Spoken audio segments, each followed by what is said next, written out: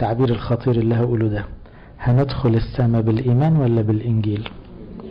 بالإيمان.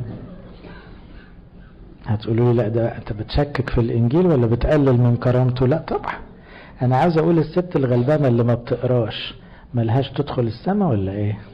هتدخل وتسبقنا طبعا، لانها ايمانها قوي. هي الكنيسة بتشرح لها الانجيل، بتقدم لها الايمان، لو هي قبلت الايمان داخل السماء. احنا كمثقفين بنثبت ايماننا بقراية الانجيل، الانجيل يحفظ الايمان، الانجيل يشرح الايمان.